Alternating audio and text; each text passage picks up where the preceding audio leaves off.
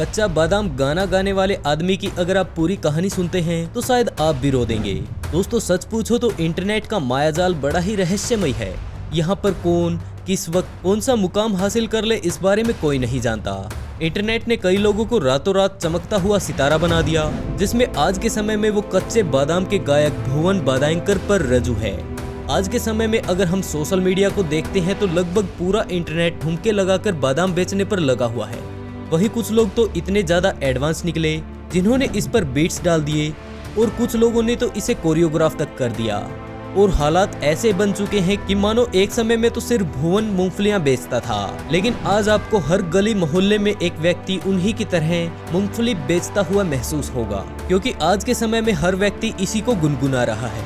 और वही माहौल अगर रील्स का देखा जाए तो यहाँ पर भी शायद ही कोई लड़की बची होगी जिसने इस गाने पर अपनी कमरियां ना हिलाई हो। जहां देसी ही नहीं जबकि विदेशी लोगों ने भी इस पर जमकर ठुमके लगाए। वहीं इस गाने को सुनकर और लोगों को इसके पीछे पागल होता देखकर मन में एक ही सवाल आता है कि आखिरकार ये गाना कहां से आया और आखिरकार इसको गाने वाले भुवन कौन है और असल में इसका मतलब क्या है। आज हम आपको इस गाने के बारे में सब कुछ बताएंगे, इसीलिए वीडियो में आखिर तक जरूर बने रहिएगा, क्योंकि इस गाने में सब कुछ सिर्फ अच्छा ही नहीं जबकि पॉपुलैरिटी के साथ साथ धोखा भी चल रहा है। आज हम बात करेंगे उस धोखे की जिसका शिकार भुवन बादायंकर हुआ है। दोस्तों आज के समय में टिकटॉक वो जादुई चिराग है जिसने हमारे सामने काफी सारे स्टार्स को जन्म दिया और आज उसका काम इंस्टाग्राम रील्स कर रही हैं, जिसे आज के समय में ट्रेंडिंग के रूप में यूज किया जा रहा है। वो है कच्चा बादाम। इस गाने को लाखों करोड़ों व्यूअर्स के साथ साथ न जाने कितने सारे रिमिक्स भी मिल चुके हैं, जिसके चलते हम कह सकते हैं कि सोशल मीडिया ने हमें एक और स्टार दे दिया है, जो कि हम भुवन को कह सकते हैं। भुवन पश्चिम बंगाल के वीरभूमि जिले में रहने वाले हैं, जो कि कुरालजुरी गांव में अपनी पत्नी और 3 बच्चों के साथ रहते हैं। ये अपना पेट भरने के लिए अपनी बाइक पर कच्चा बादाम यानी कि मूंगफलियां बेचकर गांव-गांव घूमते हैं। जब ये पहली बार किसी गांव में जाते हैं तो वो वहां पर अपना कच्चा बादाम वाला जिंगल बेल गाकर लोगों को अपनी तरफ आकर्षित करते हैं, जिसके चलते लोग इनका गाना भी सुनते हैं और इनसे मूंगफलियां भी खरीदते हैं। भले ही इन्होंने कभी मार्केटिंग स्ट्रेटजी नहीं सीखी, लेकिन उन्हें पता है कि अपने गाने को सुनाकर उन्हें अपनी मूंगफलियां कैसे बेचनी है, और यही कारण है कि लोग इनके पास खींचे चले आते हैं। इस गाने में उन्होंने जो कुछ भी कहा है वो उन्होंने ऐसे ही नहीं कह दिया, जबकि उन्होंने उसमें उनकी रोजमर्रा की जिंदगी का पूरा हिस्सा है। बांग्ला भाषा में गाकर इस गाने में भुवन वहाँ पर मौजूद महिलाओं से अपील करता है कि उनके पास अगर कोई टूटा फूटा फोन या फिर कोई टूटी फूटी गोल्ड की चैन या फिर चूड़ी है तो मुझे दे दो और बदले में कच्चा बादाम ले जाओ। जहाँ गाने में वो ये भी कहते हैं कि मेरे पास भुना हुआ बादाम नहीं है, सिर्फ कच्चा बादाम मिलेगा। तो आइए जो भी आपके पास कुछ टूटा फूटा है मैं उसके बदले आपको कच्चा बादाम दे दूंगा। भुवन का कहना है कि वो हर रोज लगभग 3 से 4 किलो मूंगफलियां बड़े ही आराम से बेच देते हैं, जिससे उन्हें हर रोज लगभग 250 से 300 की दिहाड़ी हो जाती है। ये काम वो लगभग पिछले 10 सालों से इसी प्रकार मूंगफलियां बेचकर कर रहे हैं, और इससे आप लोग अंदाजा लगा सकते हैं कि इतनी महंगाई के समय में कोई इतने कम रुपयों में कितनी मुश्किल से अपने गुजारा कर पाता होगा। जहां अगर आप उनके घर को देखेंगे तो उसकी भी काफी ज्यादा बुरी हालत है। जहां बरसात में उनका घर ना टपके इसके लिए उन्होंने एक प्लास्टिक का कवर भी लगा रखा है। जहां इन्होंने थोड़े मोटे पैसे जो जमा कर रखे थे वो भी कोरोना काल में खर्च हो गए, जिसके बाद तो हालात ऐसे हो गए कि मानो हर रोज कुआं खोदो और पानी पी लो। अचानक से ना जाने क्या हुआ कि लोग उसके गांव आने लगे और उन्हें कच्चा बादाम वाला गाना गाने को कहते, जिसके पास आकर वो उन्हें कुछ पैसा भी देते, जिसके बारे में भुवन को कुछ नहीं पता था कि ऐसा क्यों हो रहा है। जहां उनके गांव वालों ने बताया कि उसका कच्चा बादाम वाला सॉन्ग वायरल हो चुका है और वो लोगों को काफी ज्यादा पसंद आ रहा है। भुवन ज्यादा पढ़े लिखे तो नहीं है और ना ही उन्हें इसके बारे में कुछ पता है कि सोशल मीडिया या फिर इंटरनेट क्या चीज है, तो इन्हें कैसे पता हो सकता है कि ये भी उसी लाइन में खड़े हो चुके हैं जिसमें एक समय में रानू मंडल और सहदेव हुआ करते थे।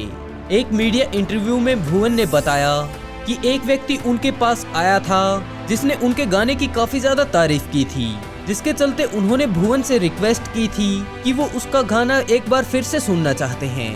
और उसी व्यक्ति ने भुवन का एक वीडियो भी बना लिया था उस समय भुवन ने उस पर ज्यादा ध्यान नहीं दिया, जिसके चलते उन्होंने उस व्यक्ति का नाम भी नहीं पूछा और भुवन अपने काम पर ही लगे रहे।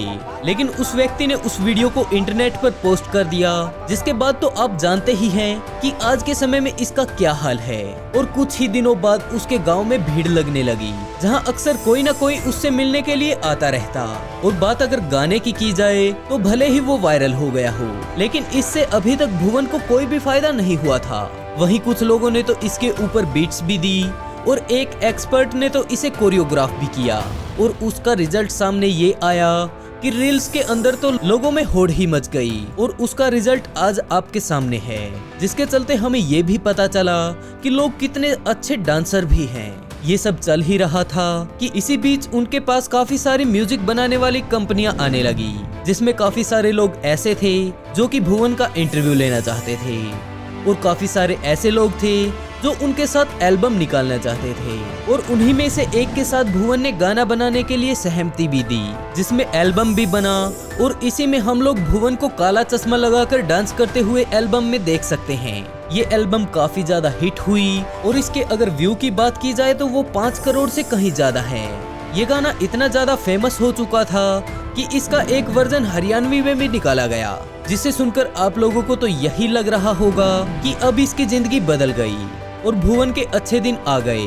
लेकिन आप लोग बिल्कुल गलत हैं, क्योंकि ऐसा कुछ भी नहीं हुआ। हालांकि जिस समय उसके साथ डील हुई थी तो म्यूजिक कंपनी ने कहा था कि वो उनकी कमाई का 40% हिस्सा भुवन को देंगे और 60% मुनाफा खुद के पास रखेंगे। जहां एल्बम हिट होने से हम लोग समझ सकते हैं कि उससे उन्होंने लाखों करोड़ों की कमाई की होगी। लेकिन दोस्तों, भुवन को एक ढेला भी नहीं मिला। एल्बम रिलीज हुई लगभग 2 महीने हो चुके हैं, लेकिन क्रेडिट के तौर पर भुवन के पास आज के समय में भी सिर्फ और सिर्फ लोगों का प्यार है। और दोस्तों, हम लोग जानते हैं कि सिर्फ सूखा प्यार पैसे की कमी पूरी नहीं कर सकता, और पैसा उसे मिला ही नहीं। दोस्तों, इससे भुवन की जिंदगी पर कुछ खास फर्क तो नहीं पड़ा, लेकिन उसे बुरा जरूर लगा, क्योंकि लोगों ने उसके नाम पर पैसे कमाए, लेकिन उसके हाथ कुछ नहीं आया। वो काफी ज्यादा शरीफ व्यक्ति है, जो कि आज भी अपनी आम जिंदगी जी रहा है, जिसके चलते उसके साथ हुई धोखाधड़ी गांव वालों को पसंद नहीं आई। और इसी के चलते ग्राम पंचायत ने गांव के किसी भी बाहरी व्यक्ति को भुवन से मिलने पर पाबंदी लगा दी, क्योंकि उनके गांव वालों को लगता था कि लोग आते हैं और भुवन का सिर्फ फायदा उठाते हैं। इस बारे में कोई नहीं सोचता कि कच्चा बादाम गाने वाला ये व्यक्ति इतना ज्यादा फेमस होने पर भी कच्चे घर में ही रहता है, जिसके चलते हम ये भी कह सकते हैं कि भुवन आज के समय में अपने गांव में किसी सेलिब्रिटी से कम नहीं। और लोग उन्हें त्योहार हो या फिर उनके घर पर कोई अन्य फंक्शन हो, उन्हें कच्चा बादाम वाला गाना गाने के लिए जरूर बुलाते हैं, जिसके चलते उन्हें वहां पर काफी सम्मान भी मिलता है। वहीं हम ये भी कह सकते हैं कि अच्छी जिंदगी जीने के लिए सिर्फ ये सब काफी नहीं। हम सिर्फ इतनी ही आस कर सकते हैं कि सरकार उनकी मदद जरूर करेगी। और आप लोगों को इनकी जिंदगी के बारे में जानकर कैसा लगा, हमें कमेंट बॉक्स में जरूर बताइएगा। दोस्तों, इस वीडियो को ज्यादा से ज्यादा शेयर करें, ताकि और लोगों को भी पता चले कि टैलेंट को किस प्रकार दबाया जा रहा है।